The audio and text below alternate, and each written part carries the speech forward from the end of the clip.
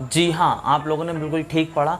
आज की वीडियो में हम ठीक यही डिस्कस करने वाले हैं कि क्रिप्टो करेंसी की ज़रूरत क्या पड़ी मार्केट में। जो ट्रेडिशनल वे चल रहा था उसी से हम क्यों नहीं चलते रहे, और इसका कॉन्सेप्ट सबसे पहले कब आया था। इसका कॉन्सेप्ट बेसिकली इलेक्ट्रॉनिक मनी के टर्म्स में आया था, जिसमें ई कैश एक टर्म थी। और उसके बाद हम डिस्कस करेंगे कि यार क्रिप्टो करेंसी में इन्वेस्ट करना सेफ़ है भी या नहीं। हम अपनी मेहनत की कमाई इसमें इन्वेस्ट कर रहे हैं तो वो किस हद तक सेफ़ रहेगी। कोई इसमें हैकिंग वगैरह का चांस तो नहीं है, क्योंकि सब कुछ डिजिटली होने वाला है। तो यहाँ पे हैकिंग का बहुत बड़ा कॉन्सेप्ट आ जाता है, क्योंकि यहाँ पे ट्रिलियंस ऑफ डॉलर्स की बात चल रही है। तो यही कॉन्सेप्ट को आगे हम देखेंगे इस वीडियो में, और हम देखेंगे कि जो ट्रेडिशनल वे था उसमें ऐसी कौन कौन सी कमियां थी जिसको काउंटर करने के लिए इलेक्ट्रॉनिक मनी का कॉन्सेप्ट आया था, और उसके बाद में धीरे धीरे वो क्रिप्टो करेंसी में कन्वर्ट हो गया था रिसर्च के चलते।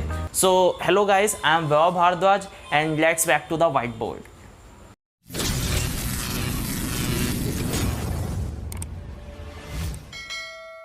तो गाइस, हम व्हाइट बोर्ड पे आ चुके हैं और ये हमारी प्लेलिस्ट है A to Z, और इस प्लेलिस्ट के अंदर आज हम क्या डिस्कस कर रहे हैं देखते हैं। सो बेसिकली जो क्रिप्टो करेंसी है उसमें क्रिप्टो वर्ड का मतलब क्या होता है, ठीक है। तो क्रिप्टो वर्ड जो है वो एक ग्रीक लैंग्वेज का वर्ड है, क्रिप्टूज, ठीक है, क्रिप्टूज। तो ये क्रिप्टूज से लिया गया है क्रिप्टो, और इस क्रिप्टूज का क्या मतलब होता है, इसका मतलब होता है हिडन या प्राइवेट, यानी कि कोई प्राइवेट चीज़ है आपकी जैसे, तो उसी का मतलब होता है ये क्रिप्टूस। तो इसीलिए इसको क्रिप्टूस को क्रिप्टो ले लिया। अब देखो प्राइवेट का मतलब क्या होता है, तुम जैसे एग्जांपल लेते हैं हम कार पार्किंग का, ठीक है, कार या आप अपनी बाइक पार्क करना चाहते हैं, ठीक है। तो अब क्या होगा, आप अपने घर पे कार पार्क कर दो या बाइक पार्क कर दो तो कोई प्रॉब्लम नहीं है, भाई हमारे घर में खड़ी है हमारी चीज़, कोई दिक्कत नहीं है हमें, यानी कि वो क्या है, प्राइवेट जगह पे खड़ी है, कोई प्रॉब्लम नहीं है। लेकिन अगर उसे को आप क्या कर दो, रोड पे खड़ा कर दो, फिर क्या होगा भाई, अगर बड़े शहर में आप रोड पे खड़ी करते हो कार वार, तो ऐसा चलता नहीं है, ठीक है, वहाँ पे फाइन वगैरह लग जाता है। क्यों?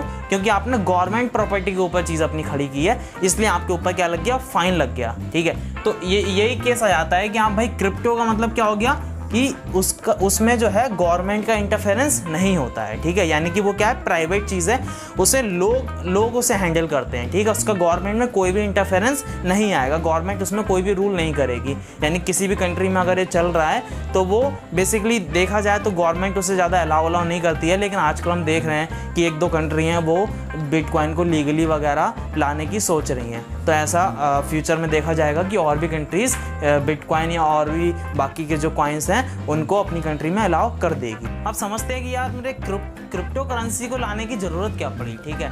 जो हमारी ट्रेडिशनल मनी चल रही थी उसमें क्या ऐसी प्रॉब्लम्स थी जिसकी वजह से हमें इलेक्ट्रॉनिक मनी का कॉन्सेप्ट लाने की ज़रूरत पड़ गई। तो क्या होता है यार, देखो सबसे पहले समझते हैं इलेक्ट्रॉनिक मनी का कॉन्सेप्ट। तो इलेक्ट्रॉनिक मनी का कॉन्सेप्ट जो था वो 1983 में आया था, और 1983 में एक अमेरिकन बंदा था, उसने इस कॉन्सेप्ट को अपने दिमाग में लाया था, और उसने एक ई कॉइन नाम की, ई कैश नाम की चीज़ को इंट्रोड्यूस किया था।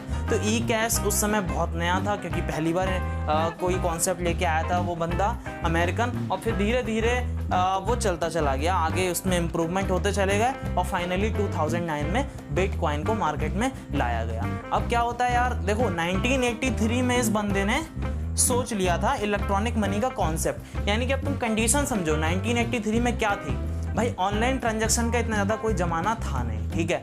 अब कहीं पे मान लो हमें 50,000 रुपये पे करने हैं तो हमें यार नोट लेके जाने पड़ेंगे, सीधी सी बात है। 1983 का अगर हम देखें तो नोट लेके जाने पड़ेंगे, तो क्या होता है, अब यार चोरी होने का डर है, ठीक है। मान लो क्या हो गया कि मान लो कहीं पे घर पे रखे हैं तुमने जमा करके और आग लग गई, या नोट फट भी सकते हैं, ठीक है, और चोरी तो है ऑब्वियस सी बात। तो इस वजह से ये बहुत सारी प्रॉब्लम थी ट्रेडिशनल मनी के साथ में, इसलिए इसको काउंटर करने के लिए इलेक्ट्रॉनिक मनी का कॉन्सेप्ट आया था 1983 में, और ई कैश नाम की एक चीज़ इंट्रोड्यूस हो गई थी, और 2009 में बिटकॉइन आ गया था। क्या आ गया था?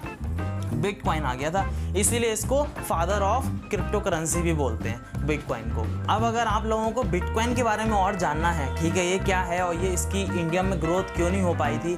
इंडिया में एक्चुअली बिटकॉइन को बैन कर दिया गया था और फिर उसको वापस से चालू कर दिया, तो लोग उसमें ट्रेडिंग वगैरह करने लगे, ठीक है। तो ये सब ऐसा क्यों हुआ था और क्यों क्रिप्टो करेंसी इंडिया में उतनी फेमस नहीं है या उतनी पीक पे नहीं है जितनी अदर कंट्रीज़ में, अमेरिका, यूरोप वगैरह में चल रही है। तो ये सब रीज़न के लिए आप ये वीडियो देख सकते हैं। अब समझते हैं कि भाई अगर हम मान लो मैं बिगिनर हूँ, ठीक है, या मैं कोई भी प्रो हूँ, एडवांस हूँ, उससे मतलब नहीं है। अगर मैं क्रिप्टो करेंसी में पैसा अपना इन्वेस्ट करना चाहता हूँ, अपनी मेहनत की कमाई इन्वेस्ट करना चाहता हूँ, तो यार पहले मुझे ये पता होना चाहिए कि क्या ये सेफ़ है भी या नहीं। ठीक है। क्योंकि मैं मान लो यार कार लेने गया, मैंने पुरानी कार खरीद ली, अब पता नहीं वो खराब है कैसी है, मैंने उसमें अपनी मेहनत की कमाई इन्वेस्ट कर दी, लेके आया तो पता चला यार ये तो खराब निकली, तो मेरा सारा पैसा क्या हो गया, खराब हो गया, डूब गया। तो पहले मुझे पता होना चाहिए सेफ है या नहीं है। तो यार सेफ के लिए बहुत सारी इसमें कंडीशंस हैं, ठीक है। हम यहाँ पे 3 बेसिक कंडीशंस को डिस्कस करेंगे और ये 3 कंडीशंस जो है वो सारी कंडीशंस को इंक्लूड करती हैं, ठीक है। सबसे पहले एक चीज़ क्या होती है, मैं चाहता हूँ कि यार ये जो मेरा मार्कर है, ठीक है, मेरे पास और भी मार्कर हैं, मैं चाहता हूँ इन मार्कर को मैं क्या बना दूँ, करेंसी बना दूँ, ठीक है। ये ग्रीन मार्कर है, इसका 10 रुपये कीमत हो गई, रेड की कीमत 15 हो गई और ब्लैक की 20 हो गई। तो अब मैं सब लोगों में फैला दूं भाई इसकी इतनी कीमत है, इसकी इतनी, ठीक है, और सब लोग विश्वास कर लें हाँ भाई इसकी इतनी। तो फिर क्या होगा कि हम इसी को करेंसी बना सकते हैं, हमें कोई कॉइन वाइन लाने की जरूरत ही नहीं है। हम इसी से भाई चावल लेने जा रहे हैं, दाल लेने, मैगी लेने जा रहे हैं, तो ये देंगे, वो हमें 10 वाली मैगी दे देगा, कोई दिक्कत नहीं है। तो क्या होता है, सबसे भरोसा, फेथ हमारा बहुत मेन चीज़ होती है कि हम उस पर बिलीव कर रहे हैं या नहीं कर रहे हैं। तो बिलीव सिस्टम बहुत इंपॉर्टेंट है यहाँ पे, जिसको हमने यहाँ पे लिखा हुआ है फेथ टर्म्स करके।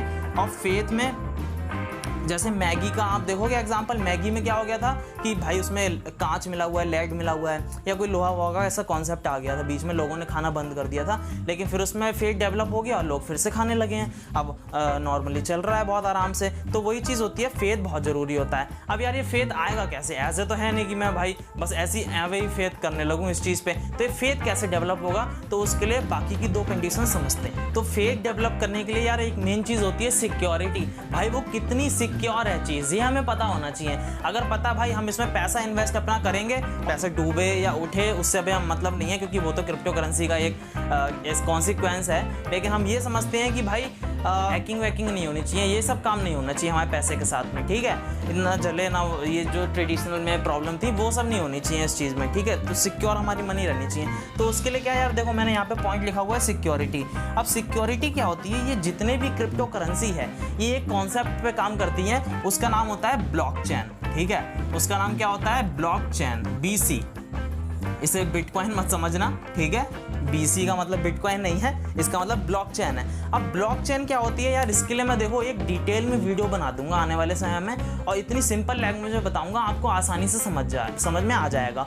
और मैं नेक्स्ट वीडियो जो बनाने वाला हूँ उसमें भी थोड़ा सा पोर्शन में ब्लॉकचेन के बारे में इंट्रोड्यूस कर दूंगा, ताकि आप लोगों को एक बेसिक आइडिया हो जाए अभी के लिए, कि आप आगे आने वाली वीडियोस को समझते रहेंगे आसानी से, अगर मैं कहीं भी ब्लॉकचेन टर्म का यूज़ करूँगा।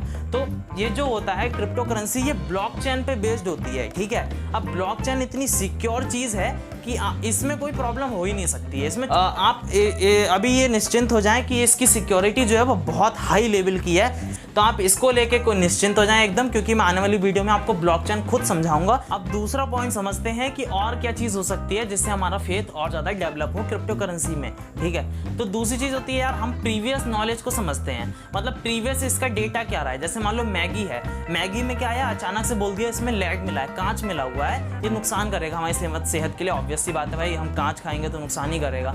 लेकिन हमको प्रीवियस डेटा समझना चाहिए था कि यार मैगी हम आज तक खा रहे थे, कोई प्रॉब्लम नहीं हुई, बहुत पहले से मैगी चल रही है, ठीक है, और हम खा रहे हैं, कोई प्रॉब्लम नहीं हो रही है। लोग कहते हैं भाई तुरंत नुकसान नहीं होता है, आने वाले समय में होता है, ठीक है। तो क्या हुआ यार, उस पर रिसर्च वगैरह चली, और रिसर्च वगैरह चलने के बाद में देखो फिर से चालू हो गई। तो यानी क्या चीज़ इंपॉर्टेंट होती है, रिसर्च बहुत ज़्यादा इंपॉर्टेंट होती है। रिसर्च क्या मेन चीज़, अब प्रीवियस क्या था कि भाई तुरंत तो उसका नुकसान नहीं होगा, लेकिन आने वाले समय में आपने रिसर्च की उसके ऊपर और गवर्नमेंट ने उस पर बैन हटा दिया, यानी कि फिर से चालू हो गई और मैगी खूब लोग खा रहे हैं। तो रिसर्च बहुत, तो ऐसा हम रिसर्च कैसे कर सकते हैं। तो यार मेरे देखो, बिटकॉइन 2009 में आ गया था, ये बिटकॉइन कब आया था, 2009 में आ गया था मार्केट में। तो यार तब से लेके अभी तक की इसकी हिस्ट्री देखो, कंसिस्टेंटली ये मार्केट में है, और कभी अप होती है कभी डाउन होती है, वो एक अलग चीज़ है, उसको हम आने वाली वीडियो में समझा देंगे कि कब अप होगी और कब डाउन होगी मार्केट, आपको कब पैसा इन्वेस्ट करना चाहिए, ठीक है। तो यार मेरे हमें क्या प्रीवियस नॉलेज होनी चाहिए, कैसे आएगी डेवलप, हम प्रीवियस उसके ग्राफ्स चेक करेंगे। हम किसी भी कॉइन में इन्वेस्ट करने जा रहे हैं, मान लो डॉज कॉइन बहुत ज़्यादा फेमस चल रहा है एलॉन मस्क की वजह से, तो हम क्या करेंगे, डॉज कॉइन का एनालिसिस करेंगे, उसका ग्राफ चेक करेंगे कि प्रीवियस ग्राफ जब से ये कॉइन बना है तब से लेके अभी तक ये कैसा इसका मतलब क्या मार्केट में वैल्यू रही है, लोगों ने इसको कैसी भाव दिए हैं, ठीक है। लोगों का अगर इसमें फेथ है तो अच्छी बात है, यानी कि लोग इसमें इन्वेस्ट कर रहे हैं मनी, और इसका हम देखेंगे कि भाई इसका पर्पस क्या है, वो बनाया क्यों गया, इसका यूज केस क्या है, मतलब ये कहाँ पर अप्लाई होता है, ठीक है, इसका ऑब्जेक्टिव क्या है, ये काम क्या करता है। ये मीम कॉइन है तो देखेंगे इसका क्या क्या यूज हो सकते हैं। वो सब चेक करने के बाद में हमें पता लगेगा अच्छा भाई ये मार्केट में तो इसका बहुत यूज है, यानी कि ये तो भागे होगेगा नहीं। और फिर देखेंगे कि इसको किसने, इन्वेंटर है जिसने भी इस कॉइन को बनाया है, तो उसकी हिस्ट्री कैसी है, वो बंदा कैसा है, तो ये सब हम चेक करेंगे और ये सब प्रीवियस नॉलेज में आ जाता है। तो इसलिए मैंने इसके आगे और ज़्यादा पॉइंट्स नहीं लिखे हैं, वरना खाली में ज़्यादा पॉइंट्स बढ़ाने से कोई फायदा है नहीं, क्योंकि हमने सारी नॉलेज आपको इसी पॉइंट के अंदर दे दी है। तो प्रीवियस नॉलेज का मतलब आप लोग समझ गए होंगे। तो आज की वीडियो के लिए इतना ही रखते हैं, क्योंकि वीडियो बहुत ज़्यादा लंबी हो जाएगी। हम पे भरोसा करने के लिए और हमारा कॉन्फिडेंस बढ़ाने के लिए आपका तहे दिल से धन्यवाद।